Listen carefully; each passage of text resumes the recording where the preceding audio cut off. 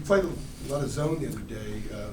How much of that was because of the foul, maybe because of pitch driving a lot, and how much have you practiced zone? How do you practice zone prior to Saturday's game? We still practice it a little bit. We don't practice it a lot, but it was strictly just for foul problems. That's what it was.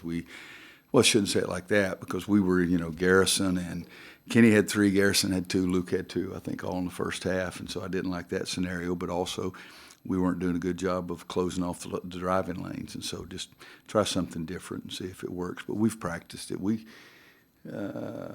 probably practice it more this year than we have in the last couple of years.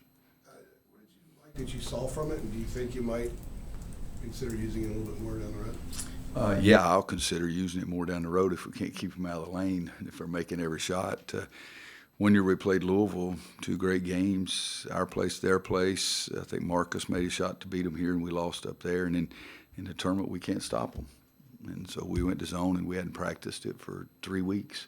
But they started missing shots, and so it makes you look good. Heck, we hadn't even practiced the daggum thing. But so sometimes it's the way the other teams attack it too. If they're successful with it, I don't like it.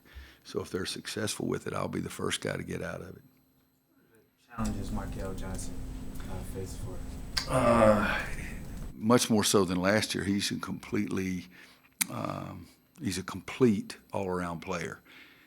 His shot is much better this year. His percentages are much better from the floor. Percentage is much better from the three-point line. Everybody says, well, he's not running the team as much because his assist numbers are down. Well, look at the numbers. His score numbers are way up. It didn't make any difference if he passes the ball to a guy who scores or if he scores. I've always liked point guards who could score, but I just think he's a more complete player. He's good defensively. He's passes the ball and makes the pass at the right time to the right man, and he shoots the ball and it goes in. I think the other night against Miami, I watched part of the game. I think he was like 6 for 8, 4 for 6, or something like that from 3. Those are fantastic numbers, and defensively, he's good too. So I think he's much more complete point guard than he has been in the past. To me, it shows that there's been quite a bit of sweat. So how do you slow him down? Try to stay in front of him. Try to stop him from penetrating. The same thing you do to everybody. And the Johnson kid from Pittsburgh, he comes at you to run and start full speed. 94 feet, and Markel doesn't do it that much that way, but it's still, thank you, sir, straight Sprite 0, nothing else. But still, you got all point guards that do a good job penetrating. You got to try to keep them out of the lane, keep the ball in front of you. May had a huge game against State last year, 33-17. What do you remember about that game and his performance? Was he in a zone or anything like that? Because he hasn't had that big of a game since then, I don't think. Well, he was in the zone for about 26 games last year. I mean, he was really, really good, and it hasn't shown up at that level yet, but I still think it's going to. And the other thing is that our team last year with Joel and Theo, they really understood when one guy was hot, they really got the ball to that guy. He started out was it Boston College came here? Just unbelievable. They kept looking for him. And so I think that was one of the great qualities about last year's team, that they found the guy who was really got it going, and they gave him the ball at every opportunity. And so far this year, we haven't found anybody like that to try to make sure that they did it or we had to do it as a coaching staff ourselves. Do you think teams are defending him any differently this year? Yeah. I mean, last year they said, okay, Luke May. So, he averaged whatever he averaged his sophomore year. He hadn't proven himself. Now he's proven himself. So I've always said the greatest thing you have is when guys play at the top of their game, when they're the emphasis of the other team's defense. And that's what he's become. More information you need, I still say that Brad Daugherty should be considered one of the 5 best players to ever play here because he was the most efficient. Every time we left the locker room, the other team left the locker room, we got to stop Brad Daugherty, and he led the nation in field goal percentage. That's pretty good. And so I think that those kind of guys, that when the defense is aimed at stopping them and they still produce, then you're really accomplishing something. But last year, they thought about Joel and Theo and Cam and all. Oh, Luke. Well, who's Luke? He didn't score a field goal in the Final Four. What do you think about Kevin Keats and what he's done with that program in a short period of time? Kevin's done a heck of a job. He's got the kids playing a different style that he's very comfortable with. They're very comfortable with because they're successful with it. They believe in it. He did a fantastic job at Wilmington. He was P.J. Harrison's coach in high school, so I've known Kevin and seen him coach. But he's done a great job and got the kids to buying into what he wants to do. And 13-1? Don't have to say much past that. Why do you think he's been able to be so successful so fast with that transition, going to that program for UNCW?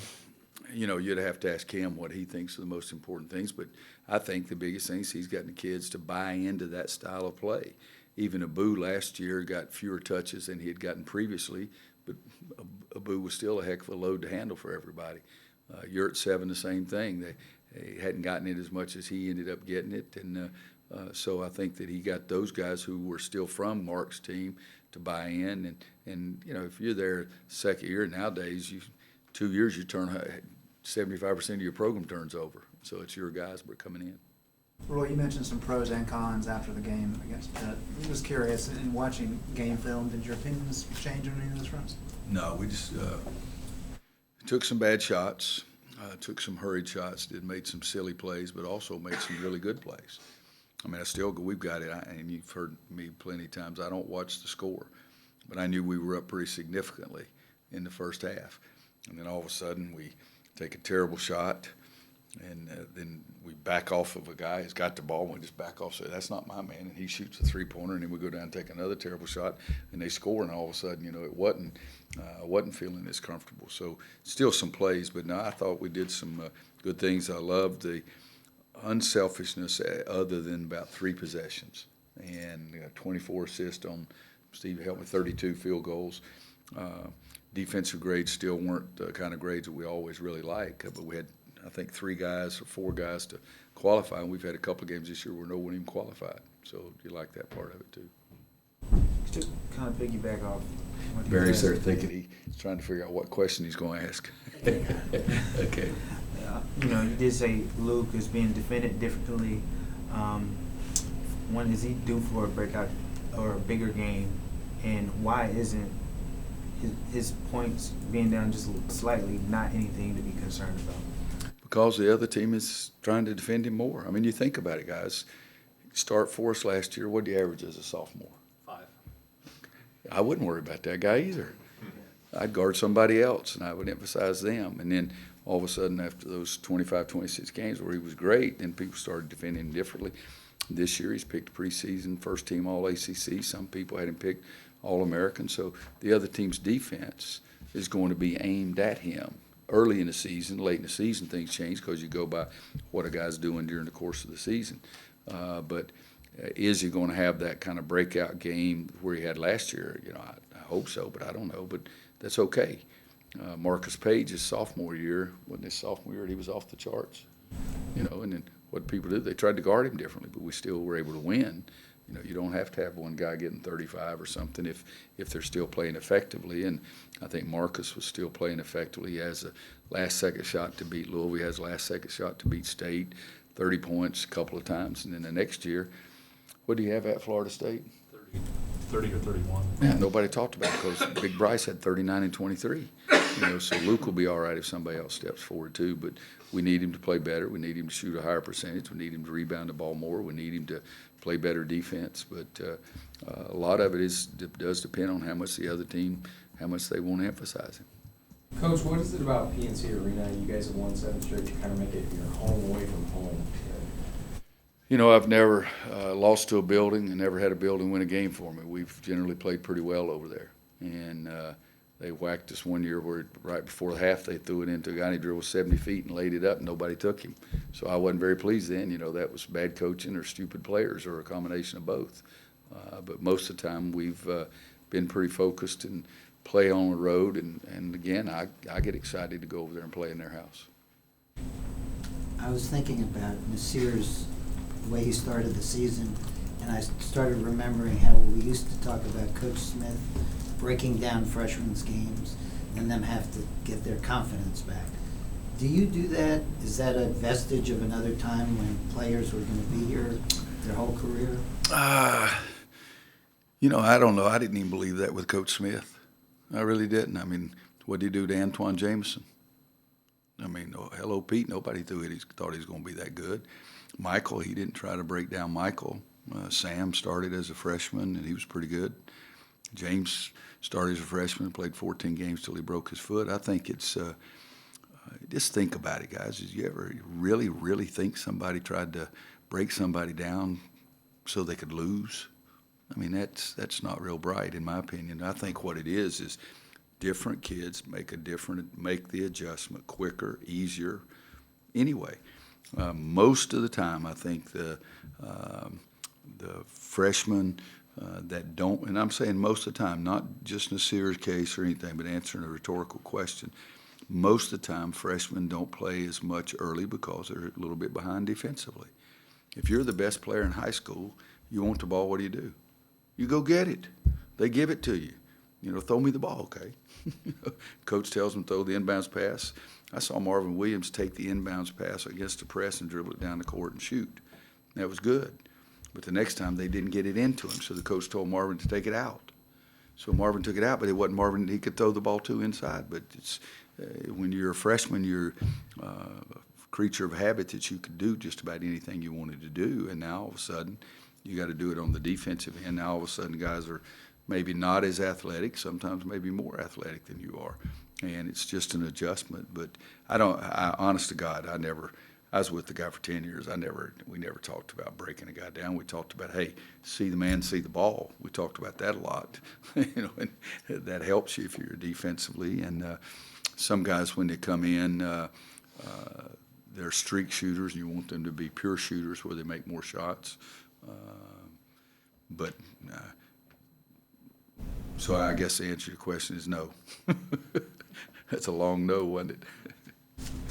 What challenges does their depth present? They're going, I guess, 10 guys deep, and they're getting a bunch of points off the bench. How's that test you guys?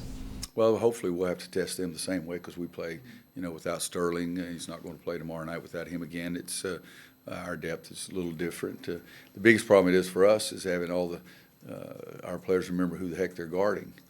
If Doran goes out and another guy comes in, you can't run over the bench and stand in front of Doran. You need to guard the guy who's taking his place out on the court. That's the best way to stop Doran is when he's out of the game. But I think that that's the biggest thing to us is a new point guard, freshman point guard. In times in the past, we'd have guys, hey, guys, who's got 21? And Kobe's not that familiar with it yet, nor is Seventh had enough experience. But hopefully we'll cause them the same kind of problems as well because, let's see, we've got – 1, 2, 3, 4, 5, 6, 7, 8, 9 guys averaging over 11.7 minutes a game. And they've got 1, 2, 3, 4, 5, 6, 7, 8, 9, 10. So it's, well, we should say 8 for us because one of our guys was Sterling. So it's 8 of our guys. But B-Rob's only got 9.8, so he's probably going to play double figures. You all gotten a more detailed picture of Sterling Manley's injury or how long he might be out? We don't have any idea how long he's going to be out. It's a process that you go through that you lose swelling or stop hurting or whatever comes next. But we're going on it on a day-by-day basis. And there's no set timetable, set plan. We're just going to wait and see what happens. And we did, with Kobe's was a little different. But what we do with Kobe is we set him out so he wouldn't hurt. And I think that always drives, unless the doctors come and say he's going to have surgery, we're going to do this procedure, we're going to do that procedure. I just tell them, let me know when he can practice. Nasir said last week that one of the most important things for him is learning to react and not think on the floor, and as a result, he'll be quicker, especially with his first step. Have you seen gradual progress in that area? You watch the game Saturday against Pittsburgh. One time they drove the baseline, Johnson does, and he lays it up. And it was Luke May, a senior, that didn't get across the lane. And I yelled at Luke, talked to the team guys, we work on that every day. And Nasir goes in the game, and Johnson drives Kobe, and Nasir crosses the lane and gets Johnson stopped, and he steps on the baseline. That's something that he is learning and reacting quicker than he did in the past, and I think that's something that he'll continue to get better at. But, it's the first time I've ever seen Kobe and Nasir both get very excited about defensive play. So that's part of the battle, too, just getting them to understand what it is. You and Keats are both good dressers. Who would you say is the better dresser of your team? I'd say I'm a little more conservative, but it's so crazy. I mean, and you guys knew it. Some of you guys may have did it. Okay, you criticized me for all my plaid coats. Watch frickin' Sports Center. God almighty, some of those guys, you say, that's a Roy Williams coat. Hell, now they're all wearing them. The other day at football game and basketball and Sports Center, I saw 9 people, 7 of them had on plaid coats. I mean, seriously, so, I'm a trendsetter, I guess. It's time for this freaking press conference to be over with. Anybody else got anything?